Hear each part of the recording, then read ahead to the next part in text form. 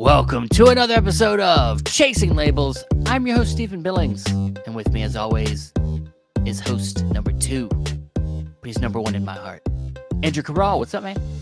What's up? What's up? I'm number 2, just like from Austin Powers. I've got a cool eye patch and everything. Well, I don't really have an eye patch, but just imagine I do. You could have one. We could get Very you true. one. Very true. Easy to pick up at your local drugstore. Very much so. But yeah, we're back here for Chasing Labels episode or spy number 127. Almost didn't get that out. I was trying to make it way more epic than it is. 27. 27. Yeah. We are past November into December. We're in the stretch run at the end of the year. This is a weird hybrid type of week. It's like the end of November and then the first couple of days of December. It's that hybrid like transitional period, I feel, to where we did get some surprise, and we also didn't get much other news, Stephen. So this could be a shorter episode, but I have a feeling a short episode. What are you talking about? This you're talking about you won't let it be a short episode. You know what? I got to get it all out of my system. I got to purge it all out. You never will let it happen. I'd be like, hey, look, there's some movies here we could talk about, and you're like, yeah, I've never seen them, but then somehow you find a way to talk 10 minutes about the movie that you haven't seen. What it is? I crazy. Blame. It's a gift. Really, I do. It taught you in school. Whenever you're writing, whenever you're presenting information, whenever you're doing anything like that, they always emphasized that you had to like make it deep, long, and full of information to capture the audience and to fully educate them on the subject. Yeah.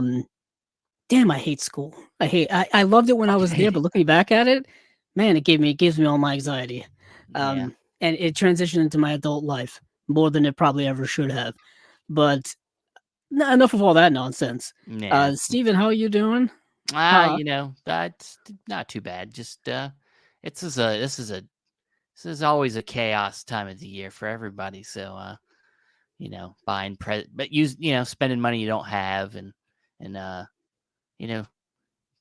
getting ready for the holidays, got the lights up, got the tree up. I was gonna say, did you get your tree? Yeah. Well, I used to buy real trees, but we don't do that anymore.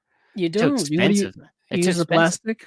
Yeah, we have fake tree. They're too expensive, dude. They're like they're very expensive. $60+ every time you get one. And then, you got to think about taking care of watering it. Yeah, making sure no bugs get in. And you got animals. Animals want to fucking bite on that shit and climb into it. And you got a baby now, and the baby wants to be involved. Oh, wait. When you said animals, I thought you meant like squirrels and raccoons. No, I mean the animals that live in the house. Yeah, the cat will try to live in the tree. When I was thinking of Christmas Vacation when they bring that tree in and there's like a squirrel living in it. Well, that could happen, I guess. No, I mean, I love real trees, and we did that growing up. But I see the benefit of a artificial tree, right, for the moment, because it's too expensive. I didn't realize how expensive those types of trees are. Unnecessarily expensive, but people like the lights and the Christmas ornaments and all that kind of stuff. My tree is up as well as a bunch of other decorations and all that kind of stuff. I know people did this a month ago. People did it the moment Halloween ended. People had their stuff up and ready to roll. But I think I like to do things in their proper order. As if anybody's been listening. Yeah, I'd like to get it up as quickly after Thanksgiving as possible, but it took maybe another week or so before I got to it. So, but that's where I'm at. Also, trying to watch movies when I can. Finally watched Fincher's The Killer, and that was good. I enjoyed that. I was waiting for your response. Yeah, it's fantastic. I think I talked about it briefly on our Unwatched Pile episode we just did with Gage Hogston, who joined us on there, and you go watch that, see what our movies that we talk about. Yeah, we We talked won't all spoil film it. noir. Yes, we did. But yeah, and then I watched one movie for this episode that I Oh, had time today. nice, nice. So I watched one. I can't wait to Uh, hear which one it was. yeah. That actually reminds me, I have to get my letterboxed up so I can remind myself of what I actually did watch. Um, but yeah, let's get into it. Let's All let's right. let's dive. Let's take an interesting dive. That's he hitting the water. That's us hitting the water. So we actually mentioned this movie beforehand, and Stephen, you actually said you had seen it, which I'm still very jealous of because I still have to watch it. And that is the Hirokazu Koreeda film Monster is getting a Blu-ray release from Welgo USA. So I guess they heard us complaining that we don't get a bunch of his Oh, stuff good. on Blu-ray right away. So Yeah. they heard our cries from the deep. Um, Stephen, what can you say about this movie? Well, it's you know, it's a film that is about perspective. That's without trying not to get into it too much. You have a child in this. It's about a mother who's a single parent who's dealing with a child that's seems to have behavioral issues, and there's particular issues that's happening at school, and then from there you get like multiple perspectives on the incidents that are happening at school, and you start to learn more and more about the situation. And so it is a perspective movie. You get the mother's point of view, you get the teacher's point of view, and then it gets, and then in the third act it gets good, really good. It's one of Koreeda's better films in recent years. They're all good. I mean, I don't think he's made a bad movie that I've seen. I mean, I haven't seen the American film he did recently, the one with Ethan Hawke, and I can't even remember what it's called. But it was like 2 movies ago. He made an American film, and then he did Broker. I haven't seen that yet. And then there's this film this year. So, but it's getting a lot of buzz, award buzz. So I think people will be hearing more about Monster at this year's Academy Awards. So, yeah, I'm glad to see it's getting a release. Yeah, yeah. Hirokazu Koreeda is a great director. He's an amazing. I mean, I was able to see him in person when I went and saw Shoplifters at the Telluride Film Festival. It was very nice. I got to shake his hand. Yeah. I mean, he's just he's obviously got his influences from like Ozu and some other kind of filmmakers that are meditative. He's a meditative filmmaker, but he's also has that idea of family in common, and a lot of times it's unconventional families. Not so much like Ozu, where Ozu, I think it was very traditional, like traditional family setting. Koreeda kind of does untraditional kind of families. So yeah, it's good stuff. So can't wait to see that come out. I'll probably be picking it up pretty quickly. So nice. Yeah, and his previous film, Broker, did get a Blu-ray release. Yeah. For those of you who were wondering, had his recent stuff been released? Well, apparently it has. At least, I'm talking specifically here. Overseas is a little different, but Broker did get a release by Decal, releasing in February of this year, actually 2023. So there is a Blu-ray of that out there. But Wilgo USA does have another film that they are releasing that I came across, and it is called The Child, spelled Childe.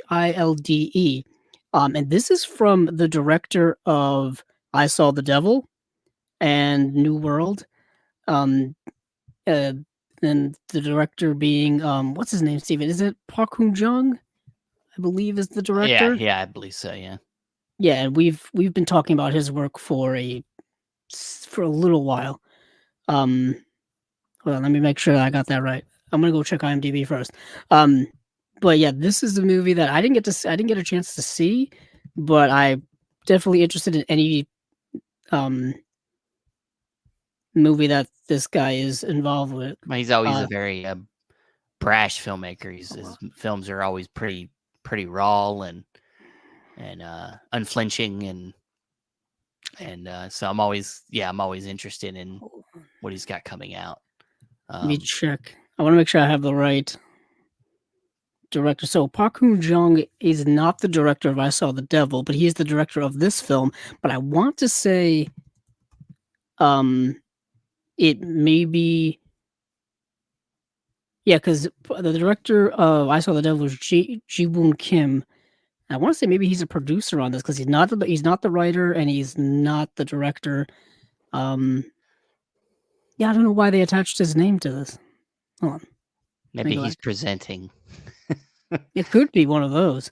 I don't know. That might be an Oh, you know what? Park Hoon-jung was one of the writers on I Saw the Devil. I got you. That's the connection. Park Hoon-jung and Ji-woon Kim co-wrote I Saw the Devil. Park Hoon-jung is directing and writing this film, The Child. And yeah, that's the connection there. So let me go back to actually what this movie is about. So The Child is, I think it's a boxing movie. Let's see. Hold on. Scrolling back. Oh, so unprofessional of me. Here we go. Description. The child follows a man born to a Korean father and Filipino mother who aspires to be a boxer. He travels to the Philippines in hopes of tracking down his father, and in the process, he gets mixed up with some bad people. Because here on the thing it says from director of I Saw the Devil and New World. That's a misprint. That is a misprint. That's misinformation here. There is a teaser trailer here. It looks like it's coming with no special features, which is definitely unfortunate. This is a 2023 film. This is a brand new film. Coming out January 16th. Definitely curious about it. Korean cinema is very interesting. We'll be talking a little more about Korean cinema later on when we talk about one of the Umbrella releases. So we'll get into that. But yeah, that's interesting to me. Steven, any other one-offs that you came across? Because I got one here. Well, there is the that box set from the Cult Films. The British label Cult Films has a cult spaghetti western box set coming out. It looks like, is it 3 films? Yes. So it's got Django, which of course is a very popular one. We know Django. We have Koama, The Violent Breed, and Bullet for the General, aka Kwayon Sabi. And then it looks like a bonus disc with features in it. So, yeah, I think everyone knows Django. Kimosabi, by the way. I figured that out now. I said it wrong way the first time. Almost said it the right way. Gotcha. I think everybody knows Django the most because of the Arrow release from a few years ago. That was, there was some rights issues with that ended up happening, but it still ended up coming out. And I know I got it. I have it in my collection. I got it. Yeah. Yeah, the Sergio Corbucci film, which is a fantastic spaghetti western. One of I think the best ever in my opinion. Apparently that movie was banned for many years. Didn't know that, but apparently it was banned for decades because of its ultra violent nature and all that kind of stuff. But yeah, that movie is fantastic. So this may not be worthwhile if you already own that. I'm not sure about the other 2 films. I know this is coming out December 11th. So Keoma the Violent Breed, acknowledged as the genre swan song, this late Western masterpiece is directed by Enzo G. Castellari, whom Tarantino calls his maestro, having remade Castellari's Inglourious Bastards. There's a Quentin Tarantino reference there. And regards as a cinematic icon, screen legend Franco Nero reprised his relentless, deadly gunslinger persona known as the eponymous Kyomu, who, returning to his hometown, finds that it is now ruled by a gang of sadistic killers, aided by an old friend, Keoma fights the ruthless bunch to the bitter last man standing end. This gritty, no-holds-barred Western is presented from 2K restored vault materials, showcasing its iconic set pieces and its striking cinematography. Um, yeah, that's it. So we got Franco Nero back in another role here, and then a bullet for the general. A covert U.S. assassin is sent to kill a general who is one of the leaders of the Mexican Revolution. He infiltrates a gang of guerrillas led by the charismatic El Chucho or Chuncho, with his lieutenants, the crazed priest Klaus Kinski. Klaus Kinski of playing a course. crazed priest. Oh, what a stretch! Oh, what a stretch! Uh, the beautiful Adelita. As the rebels go on a rampage stealing weapons, they unwittingly lead the assassin to the general, and the U.S. agent has a bullet for him. Of course, he does.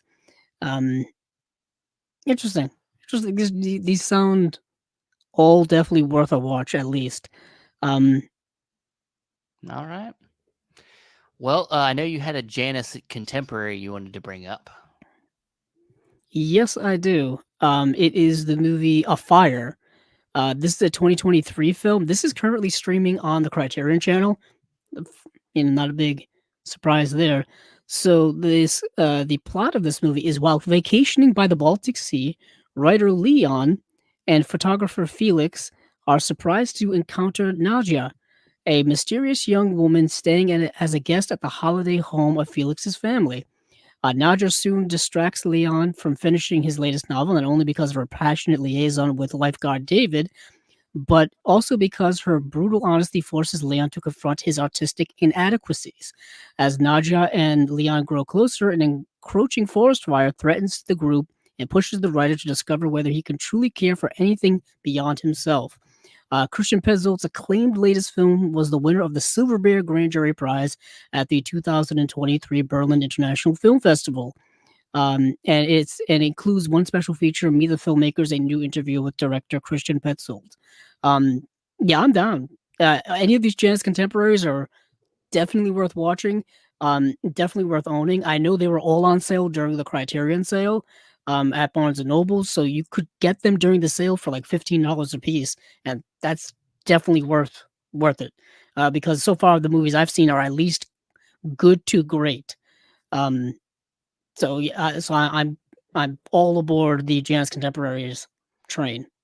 Awesome. All right. All right. So we going into slates now, or are there anything else? Let me A couple go. kinos.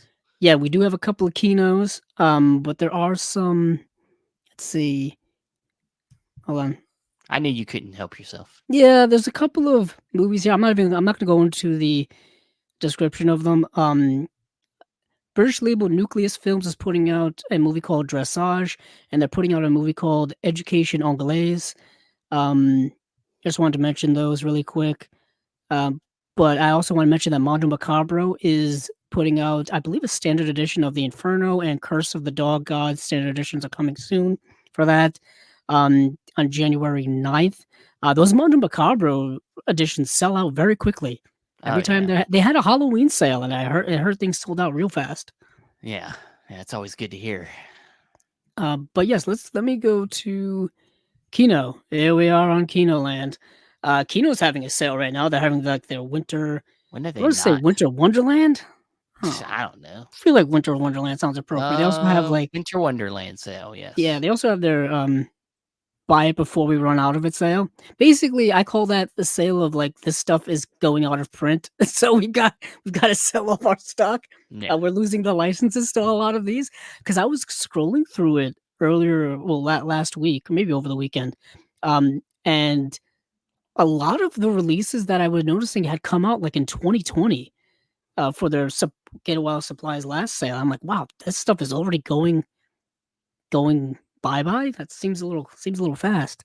But anywho, coming soon on Blu-ray from New HD Master by Paramount Pictures is a movie called Bluebeard from 1944. Apparently, the title Bluebeard is a very popular title because if you look up Bluebeard, you will get many films showing up with that same damn title, including another movie we're going to be talking about later. Yeah, wasn't there like a God, was the classic filmmaker did comedies in the Is it Howard Hawks or is it No, God Billy damn it. Wilder? No, it is Billy Wilder, I believe. Yeah, it was Yeah, he either did a it's movie called Bluebeard. that's I it. That's forgot who what I'm it's thinking. called. I haven't. I think it's there's an indicator release of that. I think I have. Um, or they did put it out. I know at least. Um, Okay. but Yeah, yeah, I think they may have Kino may have put it out themselves. Um yeah. they That's have this actually the movie. edition I think I actually have. But I know Indicator put it out as well. Gotcha, gotcha. But anywho, this is another edition. This stars David. I almost said David Carradine, but no, it's his father, John Carradine from the famous Carradine Hollywood family. This movie came out like I said, 1944. It's an interesting film. It only runs about 70 minutes long. It's directed by Edgar G. Ulmer, who did The Black Cat, Detour, The Strange Woman, The Man from Planet X. Underrated director, in my opinion. Detour, I still need to get the Criterion. What the I hell are you almost bought doing? it during the sale. What the hell are you doing? I don't know. Why You don't know you what got it it yet? is, Steven? Is that I've seen the movie, and the movie and the Detour itself is 70 minutes long. Um, I don't know. I should have bought it, but I think there was something wrong with the edition at my Barnes and Noble. I think like because I'm running into a lot of cover art issues at my Yeah, Barnes and Noble with comes to Criterion.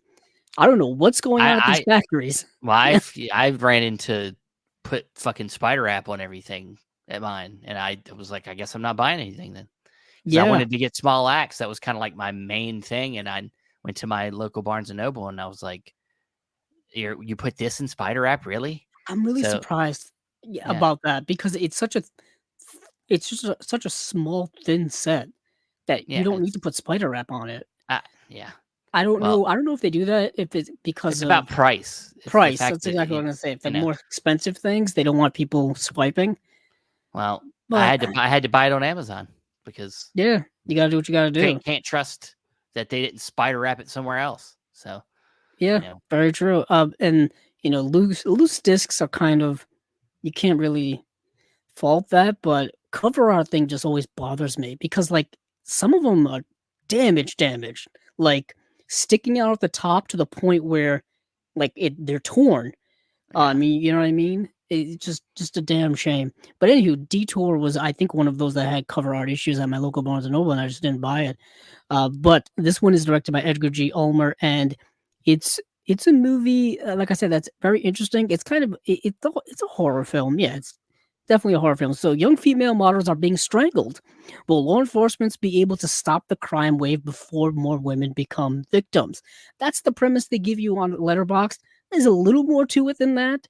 Um, there's a guy who is a painter, and the women that model for him, he ends up strangling them afterward and like dumping their bodies in the Seine, in the river, in Paris, and like that's the general premise of the movie. I mean, I'm not giving it anything away. The movie's kind of self-explanatory of who is doing it, and why they're doing it. They have a compulsion to do it for specific reasons that it is revealed in the film.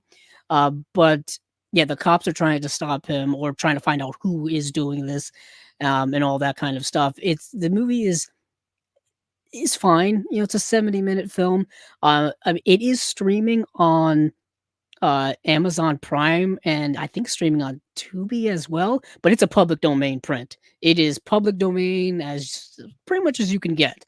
So, and it's a movie that takes place entirely at night, indoors, very stagey, very dialogue heavy. So it doesn't look great in that condition. So I'm hoping that they were able to do something with this. For some reason, a lot of Edgar G. Ulmer's films I believe were in the public domain. Like I believe Detour was one that was rescued from the public domain, and it was only available there for many years until Criterion rescued it. So I don't know what it is with his films. I think this was made by like a B studio back in the 40s, which is probably why it went out of print or when it went in the public domain and all that kind of stuff. But yeah, it's a fine film. It's definitely watchable if you have like 70 minutes to dedicate to it. I mean, there's a great shot in this film. If you go to the letterbox right now, there's a shot of somebody's eyes. That's a really cool close up. really cool, frightening close up. Um, but yeah, so moving on from there, let me get back to where I was. This is what happens when I have so many tabs up. I gotta get rid of some of these. So moving on from there, we have Street People, starring Roger Moore and Stacy Keach. Yes. No, we don't have Street People. That's one of the movies that's going out of. I was gonna say that's already in there. That's one of the movies that's going out of print or kind of going the way of the dodo. There's a whole list actually on the Kino Lorber Studio Classics Facebook page of all the movies that are going to be disappearing from their collection. And Street People is one of it. But the big headline of the week was this: coming soon on 4K UHD, from a 2023 HDR Dolby Vision Master by Paramount Pictures for a 4K scan of the original camera negative is The Manchurian Candidate. Oh, I didn't Yes. know if you were gonna say it because you took so long. My mind completely stalled on me there, so I'm glad you're here to back me up. Directed by Jonathan Demme. This is a remake of the classic film from the 60s. I believe directed by John Frankenheimer, if memory serves. Yeah, the original, yeah. That movie has a Criterion release already. I'm surprised it doesn't have a 4K yet from them.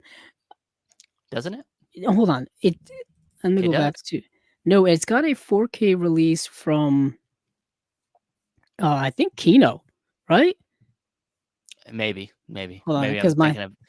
I think you're right, but I don't. Yeah, so The Manchurian Candidate has it has a remastered 4K release from Criterion that came out in 2016. The one with the red cover and Yeah. that I have that. It's got a 4K release that came out in June of 2023 from Kino. So now Kino's putting out the remake in 4K, directed by Jonathan Demme, starring Denzel Washington, starring Liev Schreiber. Steven, have you ever seen this remake? I've seen the remake. I haven't seen the original. That's We've talked what it about this. was. We've talked about this Yeah, before. because we bring this up all the time. Yeah. So, what's exciting about this is the original Blu-ray of this was put out by Paramount back in 2007, and they've just kind of re-released that same disc in different packaging ever since, different cover art, but it's been the same disc since 2007. So this is going to be a big upgrade when it comes to probably picture and sound quality and all that kind of stuff. I don't think they announced any type of special features for it yet or any details, just as coming soon. So we could see this in a year from now for all we know. Kino does like to take their sweet time with this, but this is a movie that I think is a really, really solid remake of a classic film. You have, like I said, this movie stars Denzel, Meryl Streep, Liev Schreiber, Jeffrey Wright's in the film. Like I said, directed by the late great Jonathan Demme, who directed Silence of the Lambs, which coincidentally has a 4K UHD release from Kino. all these connections here.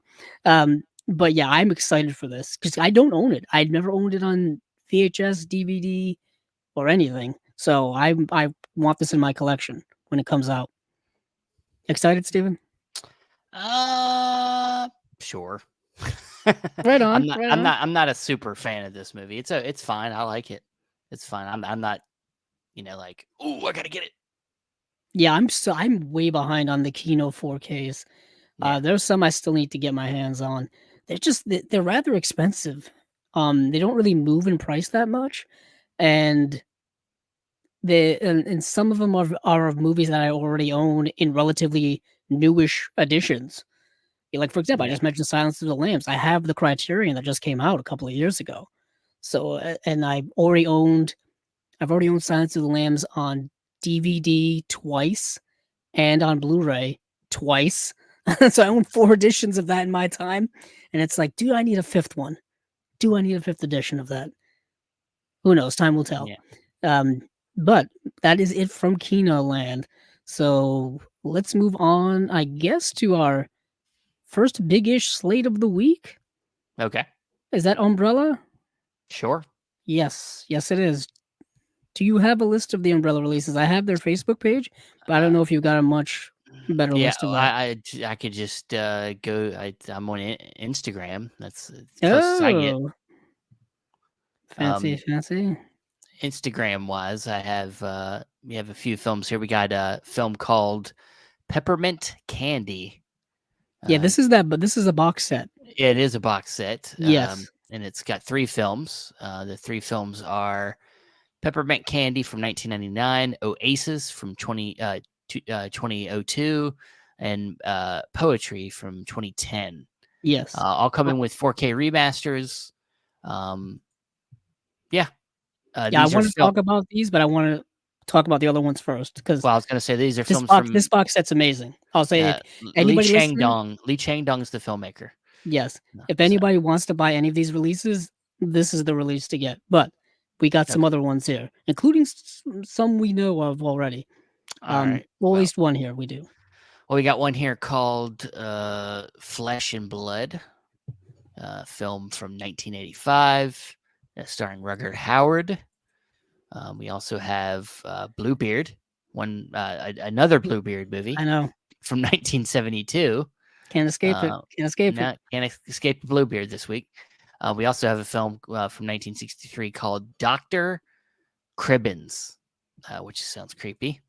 And we have a film starring the man Richard Gere from 1997, Red Corner.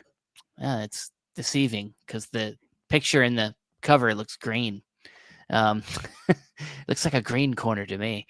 But and then one of the big ones here that we've been hearing a lot about, a release for this coming at some point from Second Sight, but now we're getting a Blu-ray from Umbrella, and that's The Hitcher from 1986, starring Rutger Hauer.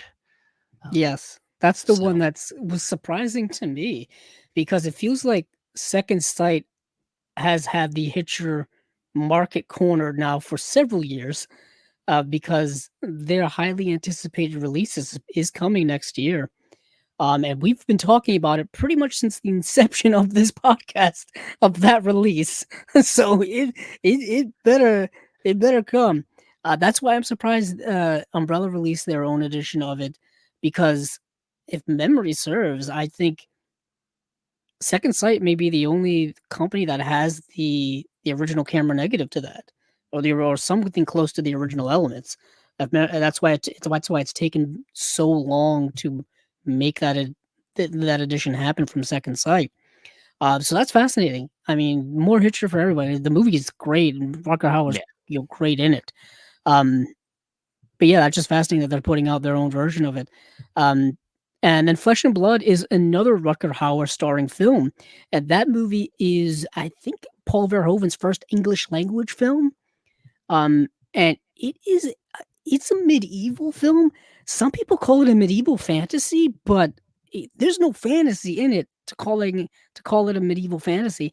I thought it was going to be a medieval fantasy. Like, I was expecting like magic and sorcery circa the mid 80s, something like what's that movie with Matthew Broderick? I'm not gonna remember it. Something Hawk. What is it?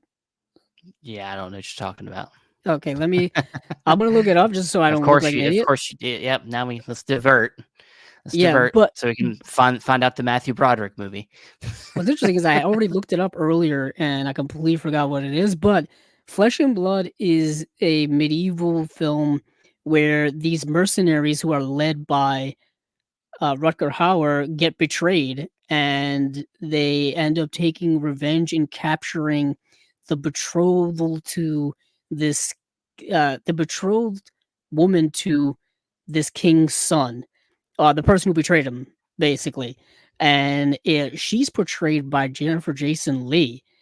This was like right after she did Fast Times at Ridgemont High, and it's super young Jennifer Jason Leigh in this film, and the movie is not great. I mean, it may be more of a cult film than anything. Yeah, Lady Hawk is the movie I was talking about, Steven. So Lady Hawk is the movie, coincidentally came out in 1985. It's got a Warner Archive release, and this movie has medieval fantasy elements to it. So that's what I was expecting. But no, Flesh and Blood does not. It's just kind of like medieval war type of stuff going on, but also like things like raping and pillaging and things of that nature, which are rather unsettling in this film in many of its aspects. So that was kind of off, very much off-putting for me. Rutger Hauer's fine in it. He plays like a larger than life guy whose name is Martin.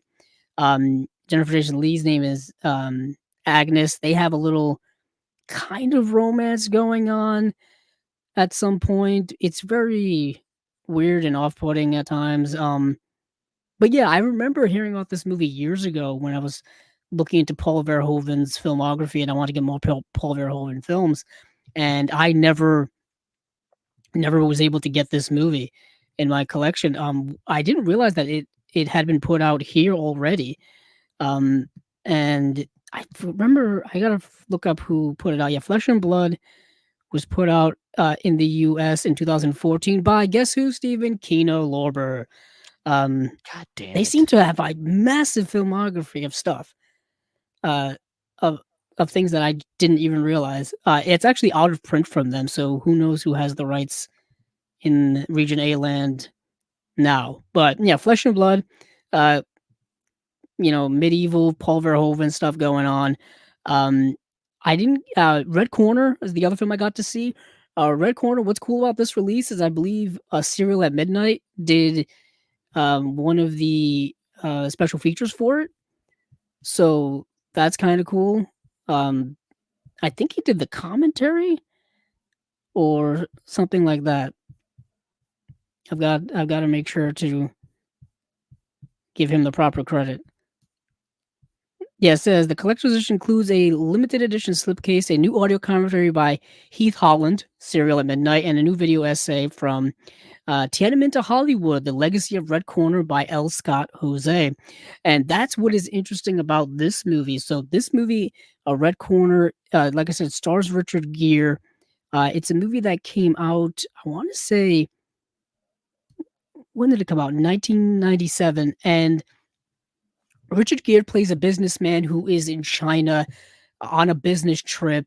They're trying to make a deal for whatever company that he works for, and he ends up getting accused of murder. He spends like this one rowdy, drunken night with this woman who happens to be the daughter of some type of general. And he wakes up the next morning, the police wake him up, and the woman is dead. And now the whole movie centers around the trial and just the way in which the laws are so messed up in China that you're so handcuffed as an individual when when you're accused of committing a crime like this that it's really really hard to prove your innocence. It's really really hard to work. Their legal system is super messed up, and the movie pissed off China when it came out, to the point where China like refused to work with like Hollywood ever again or something like that. um and it's really really interesting how culturally that movie is and what it's depicting in terms of different laws in different nations, how dangerous it can be to travel to different countries if you're not aware of how their legal system works. Be very, very careful when it comes to those things. But yeah, the movie is about Richard Gere trying to work the legal system in China to try to free himself. It's a little ridiculous and a little over the top at times in terms of like what he's trying to do and the ridiculousness of their oppressive ways of things like that. But he ends up working with this like small time lawyer who takes on his case, and basically reputation is on the line, so he's got to um like stick up for her at times too. It's an interesting film. If you like court cases and court procedurals and things like that, I think you'll dig this movie. Richard Gere is a super underrated actor. I think he doesn't get enough love. Yeah, he's good when he wants to be. I mean, he did one of he was in a movie in one of them imprint sets, and I'm trying to think of which one it was. It was one of the neo noir sets. He did a movie where he played a dirty cop, and he was like super like he was good in that movie, and he was detestable in that movie. He sucked, and he was good at it. And usually he plays likable people, So he's never really gotten his due as an actor, or really as a leading man. I know people know who he is. Like I know him. He was in An Officer and a Gentleman. He was in Pretty Woman. He was in Chicago. I mean, he's been in so many films, but I think the movie you're talking about, we've talked about it a few times. It's the neo noir film from the '90s where he plays a crooked cop. What is it? It's gonna bother me now, isn't it?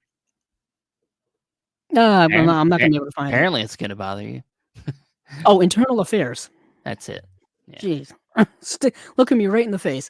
It's the movie he did right before Pretty Woman. Actually, the same year that Pretty Woman came out, 1990. He was in Internal Affairs. Um, Interesting.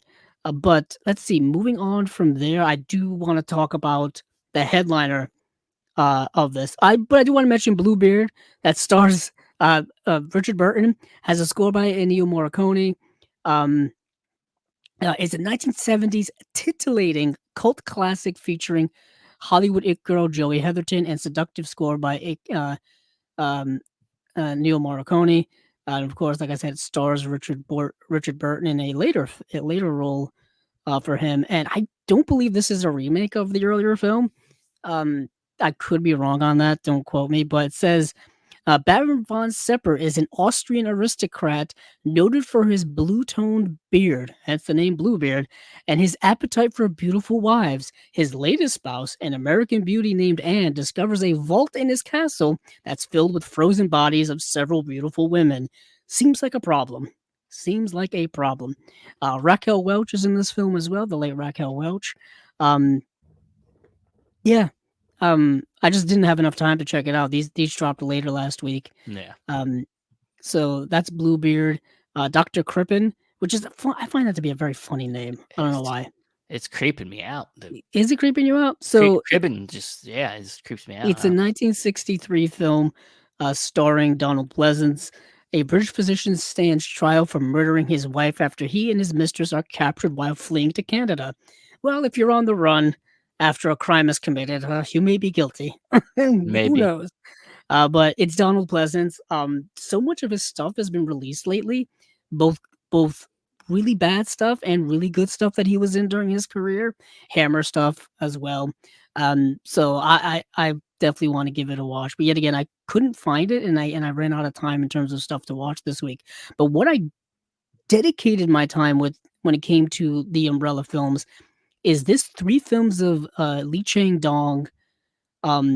This said here, these films are amazing. These are astonishingly amazing films. Yeah, I want these films in my collection. So, starting off with Peppermint in 1999, which I believe was the second film that this person ever directed. And Lee Chang Dong, I was just doing a little bit of research on him. He was like a writer as well as a filmmaker and stuff like that. He worked for, I believe, the South Korean government in the mid 2000s in some type of role. Very political in his writings, very political in his film. His films are very politically themed. Not so suddenly either. So, in the springtime of 1999, a group of old friends gathered to celebrate their 20-year reunion. This is the synopsis for Peppermint Candy. Among the group is Yang Ho, a cold, unhappy man whose demeanor puts a damper on the festivities. The seriousness of Yang Ho's depression becomes apparent. However, when he climbs a railroad bridge and looks like he might jump, at this crucial moment, memories of seven crucial episodes from Yang Ho's past flood his mind. So, the way in which this film is told in the Memento style, where we go back in time in this man's life. You sure it's not more like Slumdog Millionaire? I don't they kind of no, because doesn't Slumdog kind of because Slumdog goes from. Are you saying that we're literally are we going back in his life, but going back gradually? Yes, like we go back, go back like a week earlier, then several years earlier, then several years earlier. Okay, and that is what I'm saying. That is more Memento then. Yeah, because I think Slumdog goes back to like his childhood, then it goes back and goes and leads up to the moment. Yeah, yeah. This one does the Memento thing where it goes backwards, and what you get here is like 7 or 8 segments of this person's life, and it informs you as to why he is putting himself in front of a train here at the beginning of the movie. And what you see is just a portrait of his life. of relationships with specifically like his first love and relationship with his wife and where it went wrong, where it went right. All of these things kind of connect and inform one another. Each sequence kind of um, connects with one another in that way, to where you can see the way things were before and how they and why they are the way they are now, or how they are the way they are now. Um, Dude, Beautifully told, incredibly well acted, amazing film, and it dude, this shows. I'm sorry to interrupt you. I'm Yeah, just realizing this guy did the movie Burning. I don't know if you said that. yes, he Said did. it. Yes, Yeah, he did. that's That's why yeah, I have to see these now. That yeah, fucking movie's amazing. yeah. I was gonna say that movie's amazing. Yeah, And that's the only film of his I had seen until I saw these three. I didn't even know who the guy was, Neither did I. Neither did I. and he Because apparently did he he doesn't did make that many amazing movies movies. before this one, before Burning. So yeah, Yeah, he doesn't make that many movies. I think including these 3 movies and Burning, he's only made less than 10 movies. yeah, it's not a Um, lot. Yeah, but this movie, Peppermint Candy, is really, really good in terms of, I'm me, Steven, I'm a sucker for time and the lapse of time and people's lives and the evolution of people's lives. Well, this shows both the evolution through de-evolution of time because you're going backwards and you're Uh, going back yeah. to this. And what is interesting is that this party, this festivity that you start with at the beginning, the film ends with its original inception of this festivity of this party. So the film has a very cyclical way in which it approaches time and someone's life, which I find to be a very beautiful concept. So yeah, the movie is an astonishing work. Well, Uh, he's only directed 6 movies. Yeah, I told you less than 10. Yeah, It's not much, um, at all, but they're all really good. I've seen 4 of apparently, them, you know? apparently. I've seen 4 of them. God damn. Um, but the second film in here is, um, what's the second film? It is Oasis. Oasis? Yes, Yeah. Oasis. And now the first film is dealing with, like I said, kind of somebody's life. This film is dealing with something that I find to be very rather contemporary in its approach. So, Oasis is a love story of 2 young people abandoned by families. A young man released from prison visits the widow of the man he killed drunk driving. There he meets her daughter, wheelchair bound with cerebral palsy. Will these 2 lost people find a way to make their relationship work? What this doesn't tell you is that the man in question, who kind of is the center of the story, he also has a kind of mental disability, a mental handicap, or if you will. And the core of this movie, and one of the major themes of this, is the families and the society in which they live kind of discard these people as if they're less than human, which is an interesting theme to me, just because we're still wrapping our heads around this concept of disability within people. Mental disability, physical disability, our society in general is still trying to figure out ways in which to incorporate those people into mainstream society and all of these things. It's huge discussion for a much different time, much different podcast. But this movie is showing how a society can just disregard these people as if they're nothing because they were born this way. You know what I mean? Because they were born with a specific disability. Um, and and you would think that the people who would be most sympathetic, most caring, would be the families of these individuals. But this film says no, the families are the ones that are probably the worst of the culprits in which treating these people poorly. And the movie has several beautiful moments of these 2 people um having a relationship, having a romance. It becomes very fantasy oriented at some points with certain dance sequences and things like that, and it's very beautiful in its approach. It reminds me a lot of something like a Chungking Express or In the Mood for Love, like a Wong Kar-wai film. Um, yeah, another really beautiful film, but it also shows the harshness in which our society, in which our culture treats people like this. Not understanding, not taking the time to understand, and being completely oblivious to who these people are and to realizing the certain inhibitions that they may have. yeah, really, yet again, another astonishing work.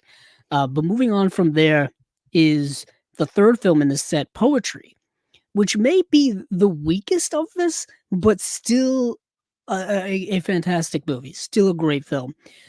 So grandmother Mija works part-time as a caretaker and struggles to raise a teen grandson by herself. Despite her tough situation, she speaks softly, dresses fashionably, and approaches the world with childlike curiosity. I'm enrolling in a poetry class. She endeavors to capture life in verse form, but her simple dream of completing a poem is stalled by the early signs of Alzheimer's disease and the heavy financial and emotional burden of her grandson's shocking wrongdoing. So, yet again, um, Lee Chang Dong is showing the portrait of an individual in society that may be relegated to pushed aside. You know what I mean? Pushed aside. Someone who is elderly, someone who is not well off when it comes to money, someone who's struggling when it comes to just getting by in life, but also someone who is trying to make the best of it. Like I just said, someone who dresses fashionably, someone who has an inquisitive mind, someone who's trying to look at the world in a poetic sense. But on the flip side, she's got this grandson who, through certain circumstances, she becomes financially she has to financially do something for. I don't wanna give away who or what he does or anything like that, and it puts a massive amount of stress on her life. And you also get the sense of the distance between the grandson and the grandmother, and you can see how that can be a theme as well. You know what I mean? You know, younger generations not really caring about the older generations, or teenagers being angsty, being put offish, being mean and crude just for the sake of being mean and crude. You know what I mean? And or just doing things that they shouldn't be doing, and because they're young and naive and stupid. I mean, that's the way teenagers are. That's the way we were. You know what I mean? No, no, Yeah, no, I never did. you were smart. I know. I was perfect. Perfect, perfect. Yeah. But it like that's part of the themes of this. But there is a beautiful, poetry to this film in which um this woman she's also trying to find inspiration to write a poem for this class. And she's struggling with that. That's part of the film as well. Beautifully acted by the woman Yoon Jing Hee, who hadn't been in a film, I think, since like 1994. I believe I was reading that in the trivia on IMDb. And she's astonishing in this film. And the whole movie centers around her. Like she's in every scene. She's the main focus of the movie. Um, yeah, another really astounding work. So this box set here is worth is worth the buy of all of these films in my opinion. Um, I just wanted to see because I know Burning came out a few years ago, what 2018, and Well Go USA put that out on Blu-ray. But in Region A land, I wasn't sure. I got it. Yeah. Oh, if we got any of these films here. We definitely got Burning. I don't know. I don't think the other films have ever been released. No, I know Poetry came out by Arrow in the UK in 2011. Kino Lorber put out a Blu-ray here in Region A land of Okay. Poetry. That slipped me by. Secret Sunshine, which is another Lee Chang Dong film, is put out by the Criterion Collection. That movie I've seen like on the shelf at Criterion, and I've seen it on their website. Um, yeah, that's something I definitely got to get my hands on. But Oasis looks like it came out not here in the U.S. Peppermint Candy also looks like it never came out here in the US, in Region A land, or in the UK, or in Europe in general. So these are definitely worth buying. Um, yeah. So Awesome. yeah, so definitely a discovery for me. Discovery for me. Hopefully a discovery for some of our listeners out there. If you can't, um, yeah, if you can't get this set for whatever sense, I know Poetry is at least streaming on places like Hoopla and Canopy and available to rent on Amazon. The other ones are tougher to find. Like they're not available, I don't think, to rent or stream, which kind of sucks because these movies are amazing. But yeah, that's the Umbrella slate. Um, so moving on from there, Stephen, I think all we've got left is the partner label. No, we got partner labels, and we've got Indicator drop their stuff on a Monday. I don't think I've ever done that before. Who knows? I don't know what's going on. Maybe it's the end of the year. They just wanted to get these out. But let's do Indicator real quick, and then the grand finale will be the partner labels. Because Sure. that's the most. So Indicator in the wee hours of the morning sent everybody an email that has signed up for their email, and they are coming out with 2 new releases in. Are these their uh, February releases? Yes, Yes. February. And Yeah. Steven, what are the 2 films that they're giving to us on Well, UHD and Blu-ray? one of them's been released a lot recently. Recently, I believe 88 Films put it out along with Umbrella. Both put out these are both Australian films, but this one I'm talking about here is a film called Snapshot. It is a kind of a thriller about a model who gets kind of stalked, and it's pretty good. It's solid. But we're getting a 4K of it here, a new 4K restoration by Powerhouse Films. So it's gonna look good. It's gonna have. It looks like here. I'm sorry, I'm looking at the wrong movie. It's got the theatrical movie and the extended edition of this film, 101 director's cut. And of course, as always, plethora of special features, archival stuff, and it is region free because it is a 4K. So, yeah, that's it's a cool movie. And then of course the big drop, this was kind of a surprise because I had heard a while back ago that this film was going to get released by Severin.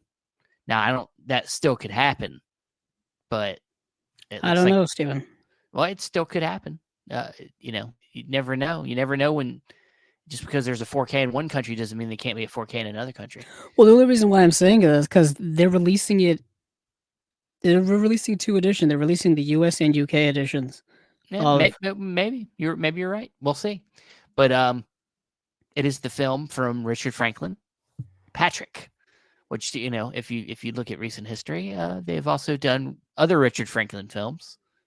Road Games being one of them. Yep. I believe they did another one as well. They do? Is Richard Franklin the one that did the Night of the Following Day? Nope, that's not him. Why would they do this to me? I was thinking of the Dennis Hopper movie, but it's not him. It's a different director. Well, I feel like they've done at least one other Richard Franklin movie, and maybe I'm thinking of another company. But either way, do you know the premise of Franklin? You mean the premise of Patrick? Patrick. Yes, I do. I was thinking Franklin the Turtle. Yeah, I know the show growing up, Franklin the Turtle. Yeah, I know that show. Yeah, he was a turtle. He just did turtle things. Yeah, he did turtle things. But no, this is the movie I watched. Oh, I thought you watched Snapshot. No, I'd seen Snapshot a year or so ago when we talked about it I believe for 88 Films when they released it. Oh, okay. So how is Patrick? All right, so yeah, Patrick is about this young man who he catches his mother with like a man, and there's like an opening scene that where he it's not really a spoiler because it's part of the plot. It's like the opening scene. So but he kills his mom. It's like the beginning of Michael Myers, Halloween. He kills his family. It's not a spoiler. But so, and then he gets put into a hospital, and because he's like comatose, like he's sitting there in a hospital bed, eyes open, but he's not doing anything. Like he literally just sits there with his eyes open. They monitor his brain activity, but he literally just sits there 24 hours a day. So he's in this hospital, and then people and nurses are taking care of him, making sure his eyes stay lubricated, things like that. You know about that, Andrew. You always got Yes. to lubricate your eyes. I Yeah, do have to lubricate my eyes constantly. yeah. But yeah, So this guy, so Patrick literally has his eyes open all the time. So imagine that. Um, but so as this movie goes on, you have this new nurse that gets a job there, and I can't think of her name off the top of my head, but she gets in there and she gets assigned to take care of Patrick. And so as she takes care of Patrick, she starts to notice things, things moving around the room, and then there starts to be communication between her and Patrick. And I don't want to say any more, but that's the movie. I mean, that's essentially, it's a horror movie. It's kind of Richard Franklin, as we've talked about before, is a big fan of Hitchcock. And so he really built this film out as kind of a Hitchcock love letter type of film.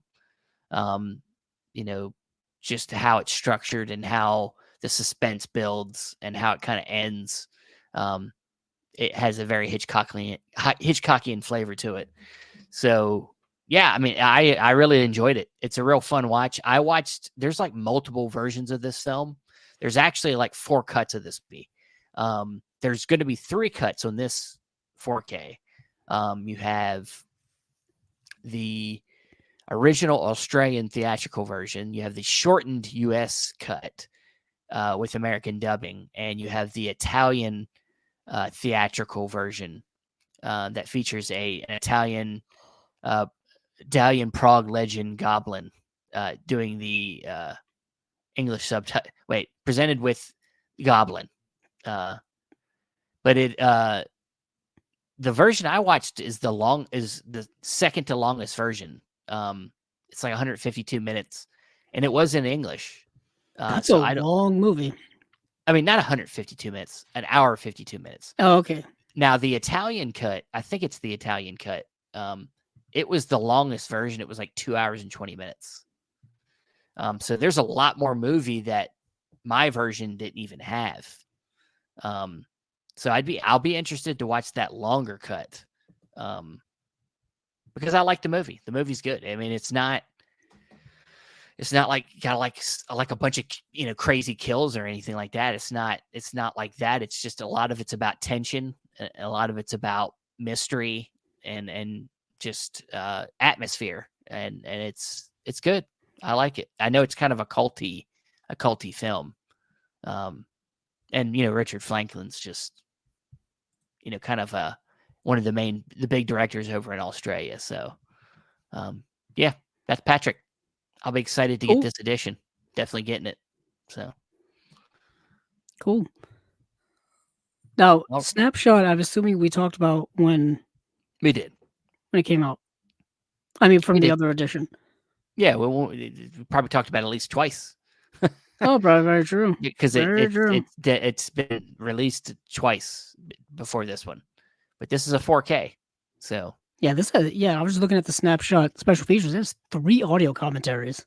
Yeah, jeez, that's a lot of audio commentaries. I mean, I'm kind of surprised it's getting another release, but I mean, they did. If Powerhouse is if Indicator's doing it, they're going all the way with it. If they decided this was worth putting it out again. Yeah, it looks like both of these are coming in their thicker limited edition packagings. Well, I think their 4Ks are always thinner. Oh yeah, they're not. Thing is, I don't have any of their 4Ks, so I don't even know how they're packaged. Yeah. The way all the 4Ks have been coming in is they're like the limited edition, digi boxes, but like they're a little smaller. They're smaller. They're like when you get a box set and it has like the cardboard inner cases, like with the noir sets. But it's like that's what they hold in these little limited sets. They don't put like full jewel cases in it. Gotcha. So that's why they're a little skinnier and more compact. And I think it sets them apart from their limited edition Blu-rays. It makes them look a little different. Makes them look on the shelf, stand apart. You can be like, oh, there's my 4K editions. So it looks good. Because I've gotten all the Roland films so far. Oh, nice. But these, I'm definitely getting these. Yeah, and we also want to mention that they are releasing a bunch of standard editions of stuff that's sold out during their recent sale. Yes. Like 8 films, actually.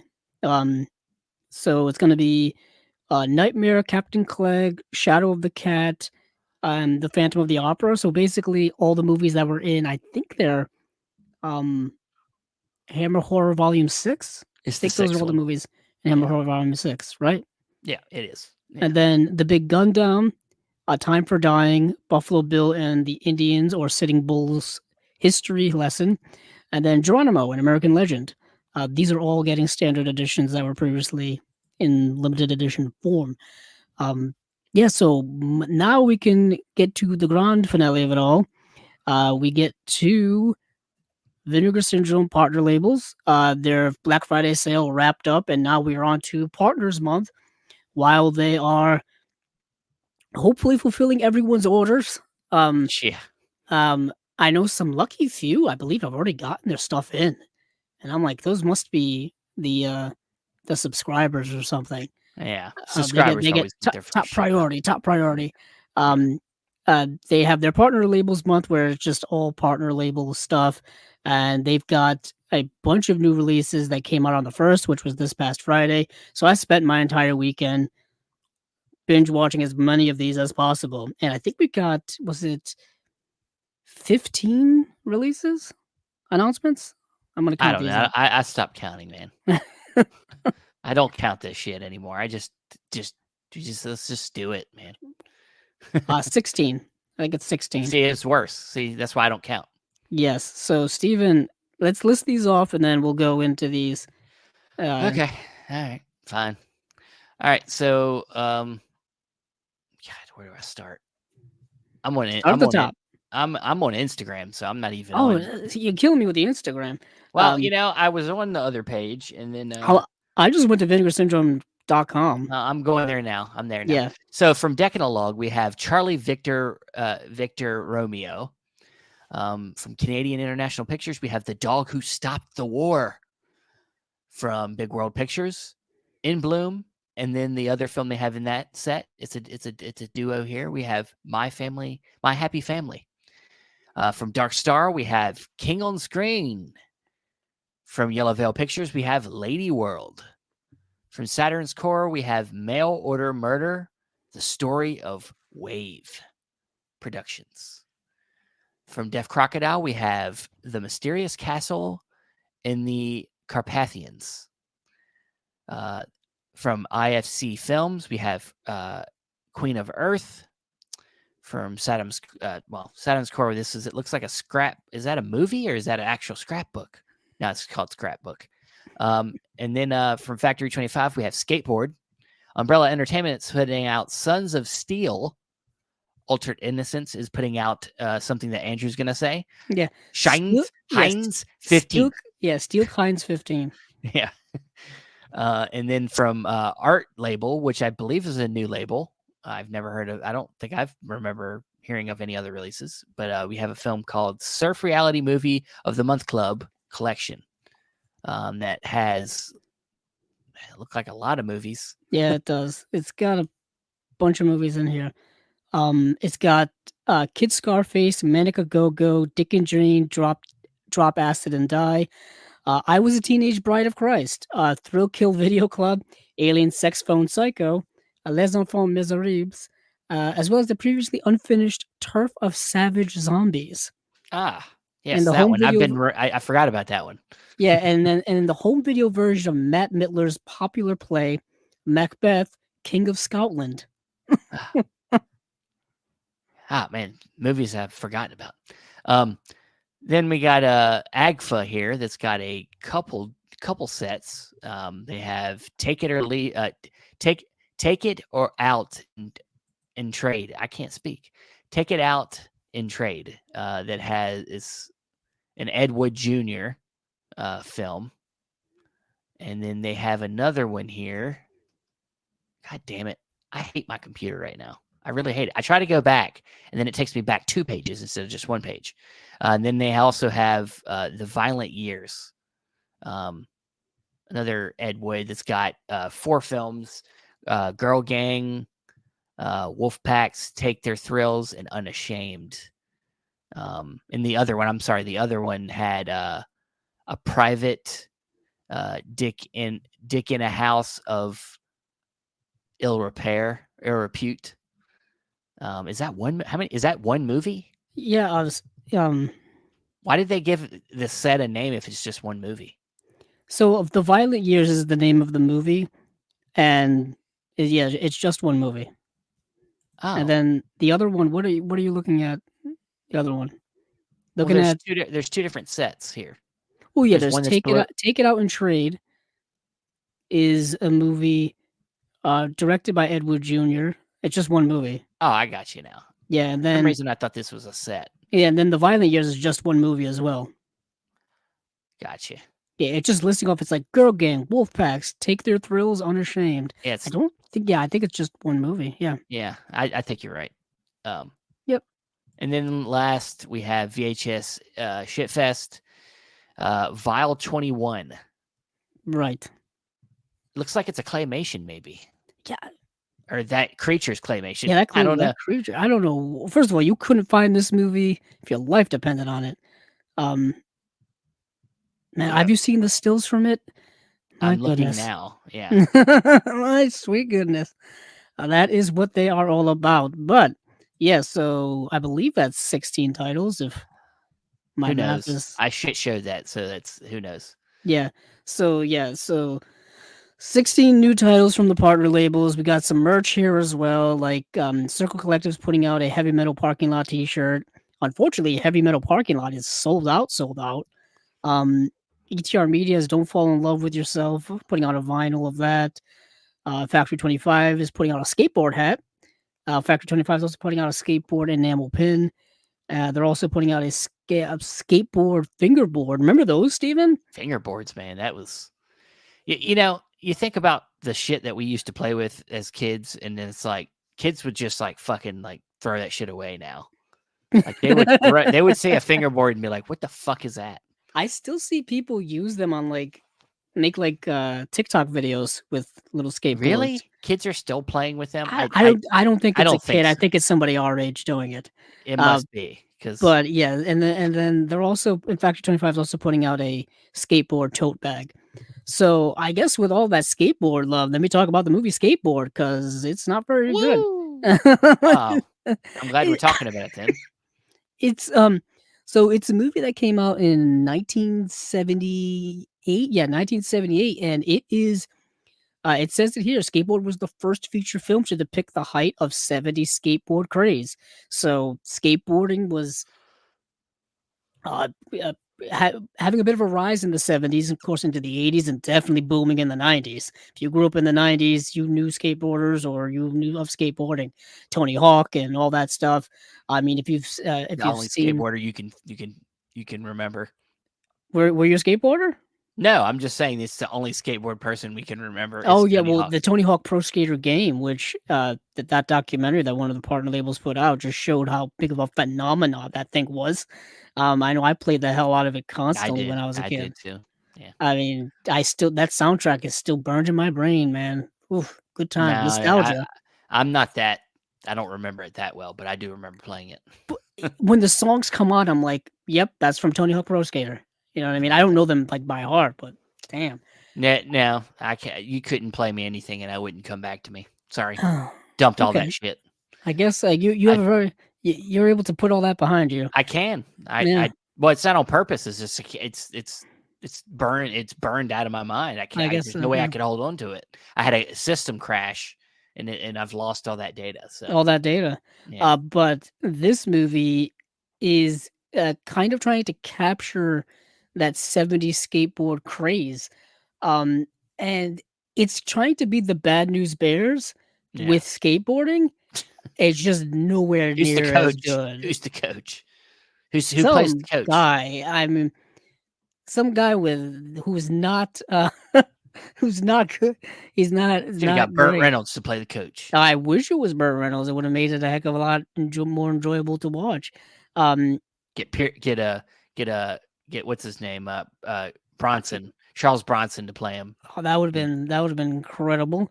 But basically, there's this guy who, he owes money to like a bookie. He owes back alimony. He owes people money all over town, right? He's got financial issues. So So Adam Sandler, Uncut Gems. yeah, so he decides that he's going to yeah. First of all, the guy's name is Manny Bloom, and he's played by Alan Garfield, who I don't even know who that is. Um, Apparently he was in some movies. Garfield the cat's brother. What are you talking Who about? knows? But he was in The Conversation, and he was in Nashville. He was in Putney Swope. He was in Jeez, Bananas. Um, we should this guy has fucking a little know bit him. bananas. But like I said, this guy owes money all over town. So he decides he's going to put together a skateboarding team called the LA Rollers. I think they're called. It's Wow, something dumb. terrible. Um, Something dumb like that, and he's going to get financed by his bookie that he owes money to. He's like, "Hey, give me $3,000. You know what's hot right now? Skateboarding. I'm gonna put together a skateboarding crew. We're gonna tour. We're gonna make all kinds of money. We're gonna tap into this market Sure. and all that stuff." And the movie is just him and a bunch of these kids going around to different skateboarding events and doing skateboarding things like tricks and stunts and stuff like that. And that's the movie. Until the end when he needs to have them compete in this downhill race where he's going to win $20,000, and it's going to you know, cure all of his financial issues. He's gonna be able to pay off his bookie. He's gonna have money left over. He's gonna be, just living the high life, right? So that's the premise of this movie. It's kind of a nothing movie. It really is. Um, I I did. It's fine. Like none of the characters do anything that really gives them any type of character traits or anything like that. They tried Yeah. to do some character stuff where like he has this one kid who's like the best kid of the team, and he's always constantly like on top of him and like making sure that he doesn't screw up and all this kind of stuff. But that's so underdeveloped. There's so much stuff in here that's underdeveloped that you feel like there's a bunch of missing scenes in here that were supposed to give you like some type of character stuff, but it's just not there. It's just not there. So it's not great. Watch the Bad News Bears instead, really. But moving on from skateboard, let's just get this out of the way really quick. King on Screen. It's exactly what you kind of assume it is. It's a documentary about Stephen King and his adaptations.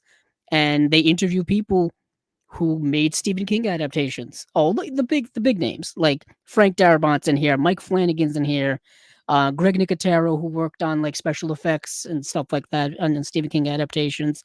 Um, a bunch of other people, Mick Garris, who did a bunch of the TV adaptation ones, um, and they just interview people who were incredibly inspired by Stephen King's work, and which really got them their start in filmmaking and their love of his books and all this kind of stuff. They never interviewed Stephen King himself, which would have been nice, but Hmm. they just guess couldn't get him. It's it's a good documentary of information we kind of already know, but it's edited together so haphazardly that it really isn't a great documentary from that perspective. But as a Stephen King fan and someone who's delving into a lot of his work now, it was fun to see. Frank Darabont has tons of stories apparently about working on Hmm. um his work. His work. Well, he did It's- the he if he kind of did the best Stephen King adaptations, really. yeah, I mean, honestly, I mean, you could make an argument for The Shining, but I mean, like, they talk about The Shining for a lot in this. They yeah, specifically mention over and over again why Stephen King hated The Shining, why fans of the book hated The Shining, all of that. They really bashed the shit out of The Shining for a well, good part of the movie, and I was like, I love that movie. So this is well, falling on dead ears I here.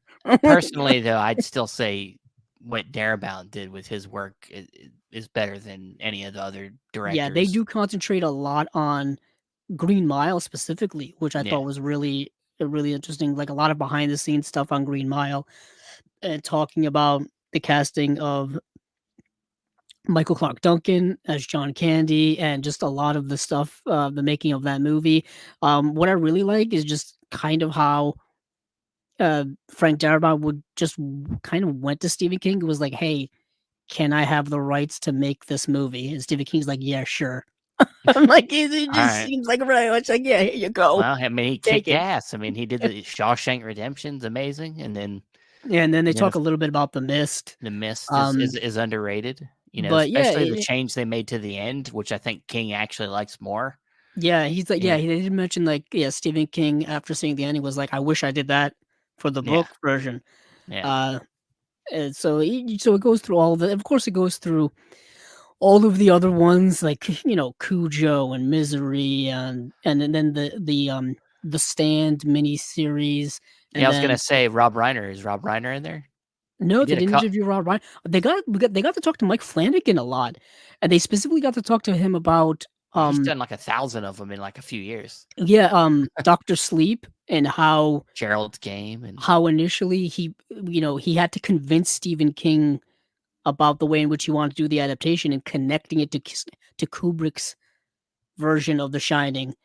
Um, and he had to convince, and the scene that convinced him was there's a scene in Doctor Sleep where Danny Torrance goes back to the Overlook Hotel and he sits down at that bar, and the bartender is Jack Torrance, yeah, and he that's the scene that convinced, um this is a little bit of a spoil there, but that's the scene that convinced Stephen King to let Mike Flanagan make that version of the movie, which we've talked about before how we really like Doctor Sleep. it's good. Um, so yeah, I really like Mike Flanagan's work in general.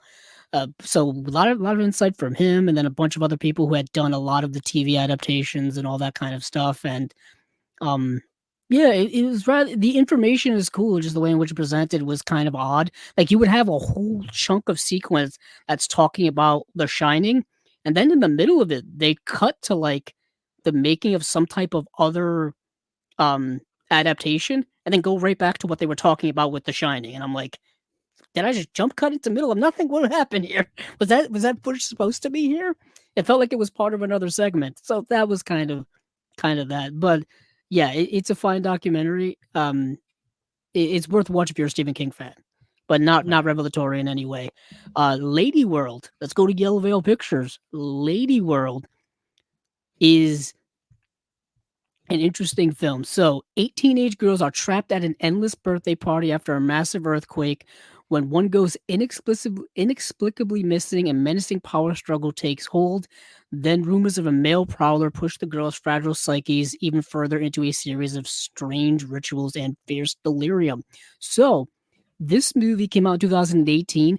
This is actually, I think this is Maya Hawke's first feature film that she was in. Maya Hawke being the daughter of Ethan Hawke and, um, Uma Thurman. Uma Thurman, thank you. I almost said Mia Wallace from Pulp Fiction. I What? guess it would've been half right. I mean, kinda. Kinda. Um, but, of course, she's now going on to be in Stranger Things and then other stuff. But anywho, in 2018, she was in this film, and this film takes place entirely in one setting. It's in a house in the aftermath of some type of disaster that happened.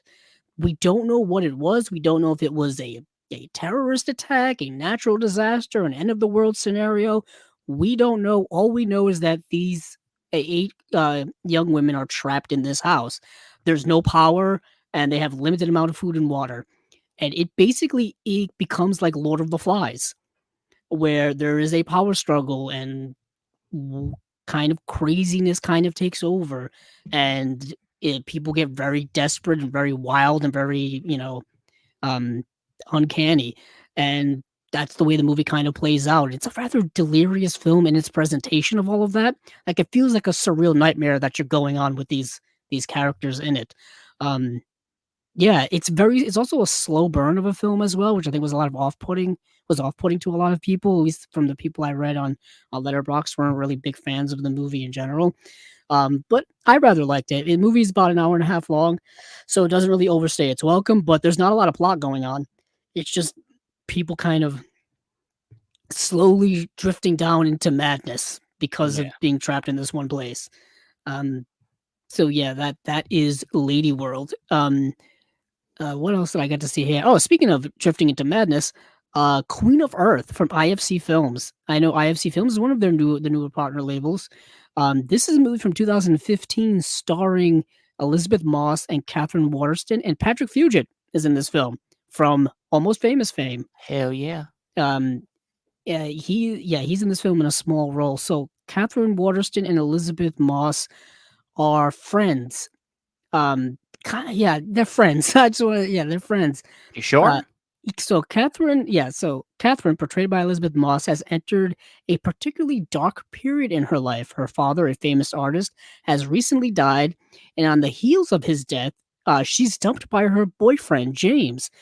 Bad timing by Oh, James. Bad James. Come timing, on, my guy. James. Looking to recuperate, Catherine heads out to her best friend Virginia, portrayed by Catherine Waterston, her lake house for some much needed relaxation. Tranquility eludes her, however, as she's instantly overcome with memories of time spent at the same house with James the year before. Oh, Moreover, she James. finds no solace from Virginia, who is spending increasing amounts of time with the local love interest, portrayed by Patrick Fugit, before long fissures in the relationship between the two women begin to form, sending Catherine into a downward spiral of delusion and madness. A bracing, airy look at the sometimes dangerous, deep bonds of friendship, Queen of Earth is thrilling examination of a troubling, complex relationship. So that is the general gist of this film. It's similar to kind of what's going on in Lady World. It's at a much smaller perspective. It's kind of just between these two women, in yet again set in one location entirely. And Elizabeth Moss is incredible in this movie in just the deterioration of her mind. um the way in which he's able to show that is incredibly well done. She's incredibly manic and just really psychotic. I was yelling at the television screen while watching this, saying, "You've got to get this woman to a mental health facility right now, right Yeah. now," because she is that like you can tell certain signs in people where they need help now. Like it's getting to the point where they may be beyond the point of of of like return. Uh, and that's how good Elizabeth Moss is in this film. And what is interesting is the film kind of plays off of each other, because what that premise didn't tell you is that the year before, Catherine Waterston's character was going through a similar type of personal life crisis, and Elizabeth Moss's character was there at that same lake house, and she and her boyfriend kind of weren't very helpful in helping Catherine Waterston's character through that. So in a way, Catherine Waterston is kind of spitefully um paying back her friend for the non-help she got before by not helping her now. So the film's kind of playing on this cycle of spitefulness and the cycle of revenge, and how it helps absolutely no one.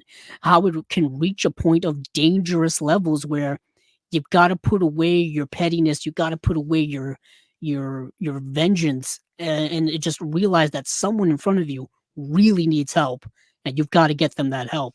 So yeah, the film is very suffocating in that atmosphere, very suffocating in that perspective. Um, really good, really good. Elizabeth Moss's independent work, I find to be really really good. Of course, she was in Mad Men, and she was in The Invisible Woman and a bunch of other films and whatnot. She's on that show Handmaid's Tale. That's still going on Hulu. Um, she was really really good in that. But her independent work I find to be also very very good. So moving on from there, we've got um I got to watch one half of the double feature from Big World Pictures, In Bloom and My Happy Family. I got to watch In Bloom. Okay. What a film. What a film. Really great film from 2013. It's I believe this is a Georgian filmmaker. So these are films from the country of Georgia, not the state of Georgia. For Not those of you not ATL. Yeah, so those of you who need a geography lesson, we're talking Eastern Europe here. Specifically, this film is important to know that. So, um, let's see. Yeah, early 90s in Tbilisi, the capital of newly independent Georgia after the collapse of the Soviet Union. So this film, I think, takes place around like 1992 or so. The country is facing violence, war on the Black Sea coast, and vigilante justice that plague society. But for Eka and Natia, 14-year-old inseparable friends, life just unfolds. In the street, at school, with friends, or Eka's elder sister, although they are already dealing with men's dominance, early marriage, and disillusioned love, for these girls in bloom, life just goes on. And that is kind of the core of this film, is this friendship between these two young girls that, 14 years old, just really starting their lives or starting their teenage years, really. But they live in a society and in a circumstances which is very male dominated, very different than probably other societies out there in terms of how they treat women. For example, one of the girls, this is kind of a spoiler, gets married at 14. And it's like that's the way in which their society is. She gets married to a much older individual. By much older, he made somebody who looks like he's in his 20s, still very, very disconcerting, uh, very, culturally inappropriate, one would say, obviously from a modern perspective, even from 90s perspective. But anywho, um, you're seeing that that's the way in which that male dominated society is about. This film reminds me a lot of the Virgin Suicides. It reminds me a lot of the movie Mustang from Turkey. This film that's depicting a society in which women are heavily oppressed, um, and what that oppression does in terms of their psychological, you know, uh, perspective and their physical perspective and all that kind of stuff. It's a really, really good film, really solid film, very well acted by them, and it's a coming of age film as well. I'm a sucker for coming of age films. I love them. So I think that from that perspective, people will really like it. But yeah, I thought this was a really, really good movie. I didn't get to see the other one in here, but they're both from the same filmmaker, so I I'm definitely encouraged that that movie will be just as good in terms of quality. Yeah. Um, so that's what I got to see there. I think. Oh yeah, I did get to see. I got to see two more films. Let's go with Stilk Heinz 15. So Stilk Heinz 15 is put out by Alter Innocence. Alter Innocence is talk about coming of age. Seems to be their thing. Um, so this is a movie that came out in 1987, good year, and Mm. this is a movie directed by Michael Kahn, and it's a film I believe it's a German film, and it takes place during World War II, like right in the middle of World War II. 15-year-old Hans Steich is a Hitler Youth fanatic who is devastated to learn a hidden truth about his respected father, who was a German officer in World War II. The secret is that his father was actually Jewish. So therefore, this young boy is now Jewish. So obviously, World War II, Nazi Germany, not not the ideal situation here. So he's pushed out of his community after the discovery. Young Heinz falls into a tailspin of alienation and anger. He is subsequently thrust into a series of social collisions across the war-torn German fatherland. And that's kind of what happens. It's a movie that kind of a coming of age film, but also more of a journey film where he just kind of goes from place to place because he's very much now living in a country and a society that he doesn't belong in. You know what I mean? Or definitely doesn't want him because of his ancestry, because of who his family is. And the movie takes place over a little like a series of months or maybe even a year towards the end of the war, and it's just interesting in its perspective of like what was the psyche like of the German people of that time, specifically the German youth who still believe in the Nazi propaganda bullshit of like they're going to win the war, like they're they're the best and all this kind of stuff, and kind of examines that from that perspective. And you can tell that it's a series of nonsense. You can also kind of tell that the people around this kid also realize that it's kind of bullshit. Like the war is coming to a close and they're not going to win it. The movie also examines that kind of idea of brainwashing of the youth. Their naivete can be preyed upon. The Nazis did that. I mean, and also their ideologies and all that kind of stuff uh, still is a contemporary thing when we still have people who, you know, live their lives by that garbage ideology of neo Nazis and all this kind of stuff. We see them marching in the streets all the time nowadays and whatnot, online and all this kind of nonsense. I've said this so many times. The movies that were depicting things from like a century ago are still relevant now because people are still doing this shit. You know what I mean? It still Mhm. doesn't end. Um, and despite these movies that came out many, many years ago showing how bad it is, showing how futile and nonsensical and irrational it is, it's still happening now. So that's where the movie, I think, really has a lot of its staying power. And it's also very well acted and very well made film as well. Altered Innocence puts out some great stuff. Yeah, I love their Yeah, stuff. Yeah. I love that line. And I guess one of the last ones I got to watch here is something fascinating. Specifically, if you are a shot on video fan, or if you're just like getting into shot on video stuff, this documentary here is like a crash course in that type of, I don't even know if it's a genre. I don't know what to call it, movement, whatever it is. So, Mail Order Murder, the story of Wave Productions, is about this super low budget production company from New Jersey who's been around since the early 80s, and they made super low budget, zero budget films. Um, and what was unique about them is that they would basically take requests from people, and it was basically like the early concept of made on demand movies, where people would write into this company and they would say, like, hey, I want a movie about a woman who's getting eaten by cannibals, but the woman has to be like in a pot with like vegetables. And they would make the movie. And they would make the movie.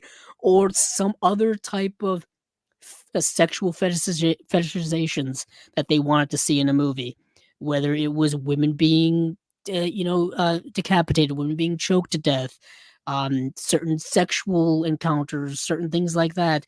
People would write into this company and they would make these movies, made on demand films.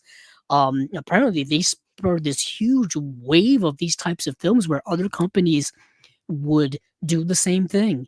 And it created a whole big craze in the 90s and at conventions and all this kind of stuff. You got to see this documentary. It's on Tubi, people, and it's gonna be rough if you're not into kind of this low budget shot on film sexual exploitation stuff, gratuitous nudity, um, like really cheap crappy gore effects that are like blood and guts and stuff.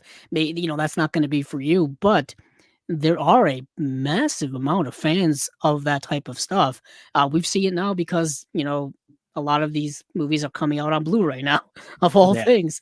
And this movie kind of examines just this one company's history, and you interview like all of the actors and actresses who were a part of it, or who are still a part of it to this day, and you get their perspective. And some of the stories are just wild stories. Like there was one guy who was like, he was doing the special effects for a movie, and he asked what the special effects budget was, and the special effects budget was like $75. So it gives you a sense of like how Mm. small the budget is of that. But a lot of the stuff that they were doing in these movies was stuff that was definitely a precursor to low budget filmmaking that people would then upload to YouTube in the 2000s. You know what I mean, Steven? A lot of the stuff that you and your friends probably did you know, was stuff that came after this. Yeah. Yeah. I mean, there's unintentional inspiration from stuff that like what these people did. That we probably did. Yeah, and they were shooting on like like camcorders from the 80s, or you know what I mean, no professional sound, no professional lighting.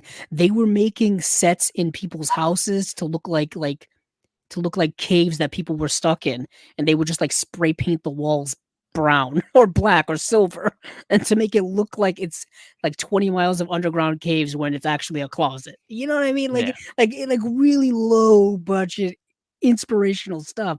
guerrilla filmmaking on its basic terms. So this is a fascinating documentary. Like I said, it's on Tubi. You can watch it. Just really fascinating stuff. Something I wasn't aware of at all. And you get everything in here. It runs about 97 minutes long from 2020. Um, yeah, even if you just want to get a taste of it, just watch the trailer that's on Vinegar Syndrome's website. But moving on from there, I didn't get to see this, but I want to touch upon it. Take It Out and Trade is an Ed Wood film. If you've seen an Ed Wood film or if you know of Ed Wood's work, you kind of can get a gist of what this movie is. You talk about Eddie. low bad budgets. Yeah, he was an interesting individual filmmaker. The reason I want to the reason I wanted to point out this movie is because Once Thought Lost, this surreal sexploitation detective comedy will feel right at home on a triple bill with John Waters as multiple maniacs and Russ Myers, the immoral Mr. Tease. So these are the types of movie that this movie is. Um, Agfa, of course, is put out so much of these types of films.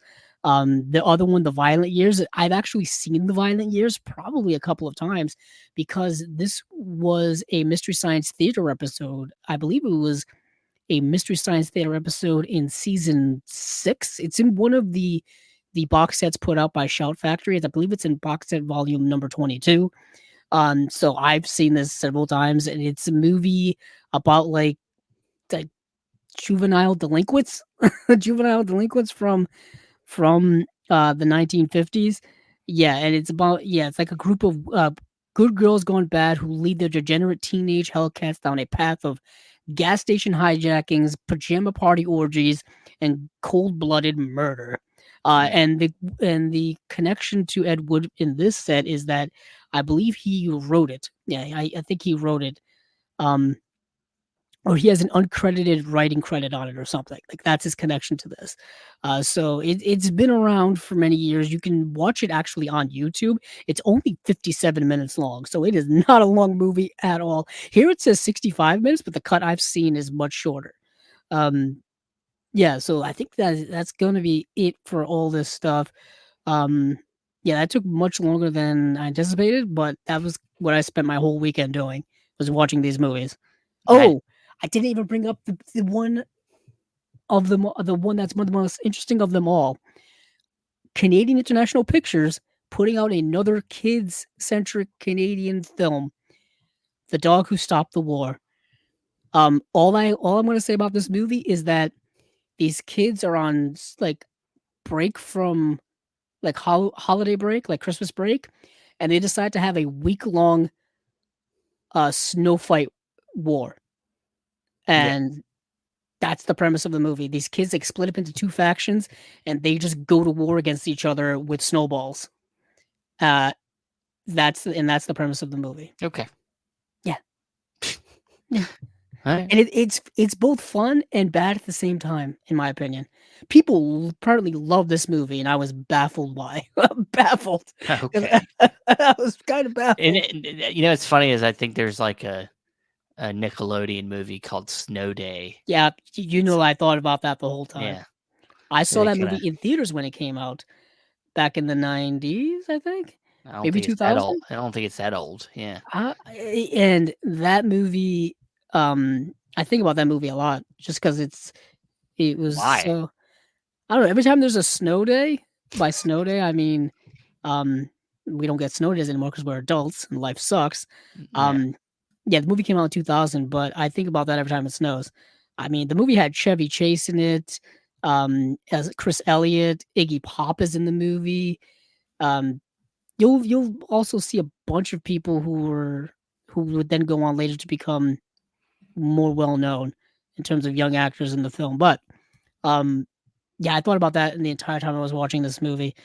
This movie, I'll say though, is not as bad as The Christmas Martian, their previous release, Gee. which is I love Canadian International Pictures, but that movie is not good at all. This movie is actually like fun and like it's nostalgic for a lot of people and Yeah. all that stuff. And the thing is like that it's uh, but I don't know. I don't have a lot of nostalgia for like snow and snowball fights. You don't? You live up north I know. Maybe that's why I don't. I just didn't have a because you're lot. still dealing with it. Is that why? I guess that's true. I don't know. It I don't just know. I remember the winters being very cold and very dark and very depressing. Jesus. No fun here. Cool. I mean, I had a lot. I mean, I would go out and walk in the snow and stuff and shovel. All right. Well, this is a Shovel? great way to end. This is a Yeah, great it's way to not end the fun. podcast. But I'm just saying, I was just like, if you go onto Letterboxd, if you go onto IMDb, the movie has a very high rating, and I was kind of baffled while watching it.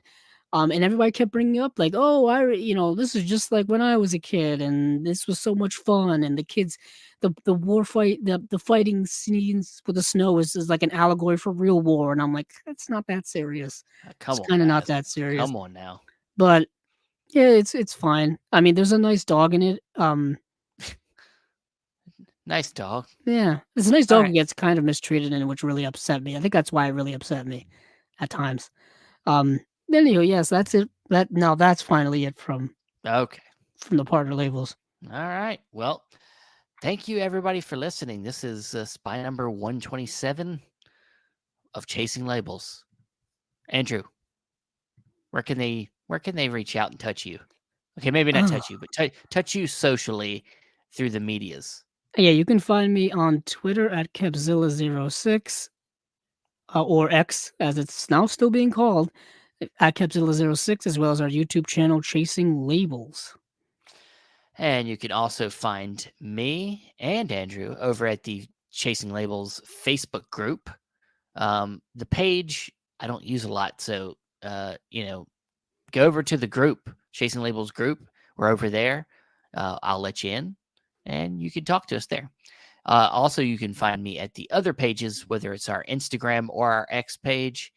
And then you can find me at my you can see what I'm watching. I don't watch a lot of things lately because I don't have time, but at Letterboxd, you can see what I'm watching every once in a while. Andrew watches everything, so you can go follow him and see everything he's watching. I gotta catch up for 2023 movies because apparently we're in December and the year is already ending, and everybody putting out their top movies of the year already always upsets me. It's annoying because it's not even the end of the year yet. But go on. Yeah, critics have seen everything though. Oh yeah, I know. Yeah. But then you can find the audio for the podcast on Podbean, App Podcast, Stitcher, Spotify, and other places. Thanks again for listening, and hey, keep on watching them movies. I know I will.